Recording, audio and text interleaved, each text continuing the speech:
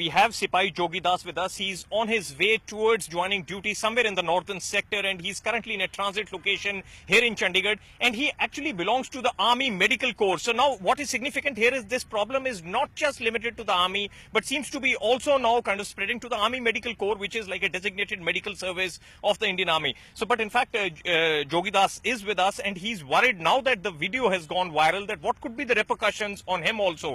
बताया ये जा रहा है कि आपको जब आपने आर्मी में ज्वाइन किया था, आप हाउस कीपिंग सर्विसेज में ज्वाइन किया था आपने, तो अगर आपने हाउस कीपिंग में ज्वाइन किया था तो उसमें क्या आपकी ड्यूटीज थी और क्या ड्यूटीज आपसे करवाई जा रही थी जिनसे आपको प्रॉब्लम आ रही है? मैंने शपथ लिया था कि देश के लिए काम करूंगा और देश के लिए हर ड्यूटी करूंगा, लेकिन मैंने ऑफिसर के घर में काम करने के लिए ड्यूटी ना तो ज्वाइन किया है ना शपथ ली है।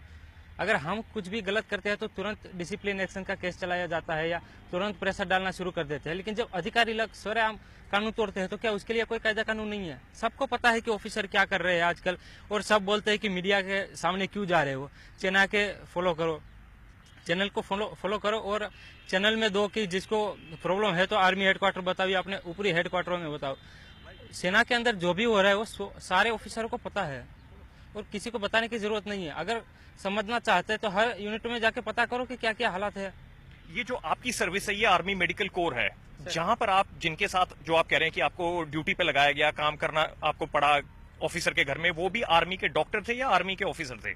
आर्मी के ही डॉक्टर थे सर, जो ऑफिसर रैंक दिया गया है, और उस वक्त ऑफिसर छुट्टी पे थे जिस वक्त मेरे को काम करने के लिए बोला गया था। तो अभी जो आपने ये वीडियो वायरल किया है, आपने ये बताया कि आपसे ऐसी ड्यूटीज कराई जा रही थी जो आप करना नहीं चाहते थे, आपको ये वीडियो वायरल करने की क्या जरूरत पड़ी? आपने आर्मी के जो चैनल्स हैं उनको यूज किया, उसमें कोई प्रॉब्लम आई, आपकी बात किसी ने नहीं सुनी, किस टाइप की प्रॉब्लम्स आ रही हैं आपको? सर मैंने फर्स्ट टाइम जब लेटर लिखा था प्रधानमंत्री जी को, रक्षा मंत्री जी को, मैं खुद दिल्ली जाके जमा किया था लेटर। इसीलिए किया था क्योंकि सेना में जो चल रहा है वो सबको पता है और सारे ऑफिसर जानते हैं कि क्या क्या हो रहा है। इसीलिए मैंने जाके प्रधानमंत्री जी और रक्षा मंत्री जी को लेटर जमा किया था, क्योंकि उससे उम्मीद थी मेरी कि वो कुछ सुधार लाएंगे और कुछ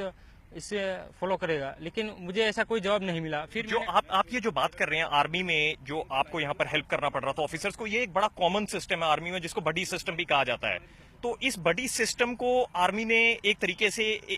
एक्सेप्ट किया हुआ और ये कई जगह पर हो रहा है, तो आपको इसमें क्या प्रॉब्लम्स नजर आई हैं और आपको क्या लगता है कि ये सिस्टम ठीक है, गलत है, क्या होना चाहिए इसमें? सर बड़ी सिस्टम में कुछ ऐसे काम होते हैं जो उसके ड्रेसेस ला के देना है या खाना टाइम से पहुंचाना है, लेकिन घर की सफाई करना, उसके कुत्ते घुमाना, कपड़े धोना, ये पूरे काम करवाने शुरू कर देंगे तो कब तक बर्दाश्त करते रहेंगे हम?